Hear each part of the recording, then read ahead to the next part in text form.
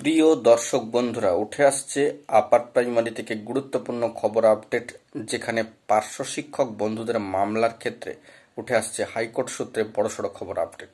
অবশ্যই ভিডিওর মধ্যে তুলে ধরছি, অত্যন্ত সংক্ষিপ্ত কিন্তু আর্জেন্ট তথ্য। তো ভিডিওটিকে শেষ পর্যন্ত ওয়াচ করবেন, কোনোভাবে স্কিপ করবেন না। চ্যানেলটিকে অতি অবশ্যই সাবস্ক্রাইব করে নিয়ে সঙ্গে থাকবেন।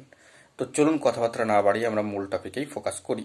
বন্ধুরা, এই মুহূর্তে দাঁড়িয়ে একটা বিষয় কিন্তু প্রায় প্রত্যেক দিনই লক্ষণীয় হয়ে উঠছে, যে প্যারা টিচার বা পার্শ্ব শিক্ষক বন্ধুদের আপার প্রাইমারির ক্ষেত্রে যে গুরুত্বপূর্ণ মামলা রয়েছে, সেটি ডে বাই ডে নেক্সট হিয়ারিংয়ে কিন্তু চলে আসছে, কিন্তু অর্ডার কোনো কিছু পাস্ট হচ্ছে না।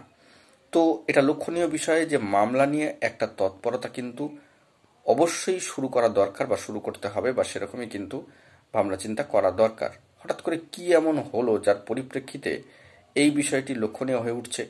তো মামলা মেনশন করিয়ে নিলে তো এই প্রবলেমটা জায়গা তৈরি হয় না, কিন্তু হঠাৎ করে কি এমন হলো? অবশ্যই এই বিষয়ে যারা রয়েছেন মামলার দায়িত্বে বা দায়িত্বপ্রাপ্ত রয়েছেন, তারা নিশ্চয়ই বিষয়টি নিয়ে তদারক করছেন, যাতে করে পরবর্তী ক্ষেত্রে কোনো প্রোগ্রেসিভ আপডেট উঠে আসে। তবে নেক্সট ডে হিসাবে যে হিয়ারিংয়ের ডেট শিডিউল চলে আসছে, তো অবশ্যই সেদিক থেকে দাঁড়িয়ে আজকেও কিন্তু নেক্সট হিয়ারিং ডেট শিডিউল রয়েছে।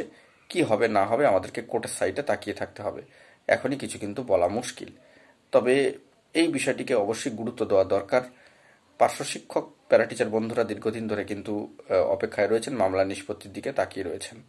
তো এখন এটুকুই, সকলে ভালো থাকবেন। কোর্ট সূত্রে যে আপডেট উঠে আসলো, যে স্ট্যাটাস, সেটাই তুলে ধরলাম। ধন্যবাদ।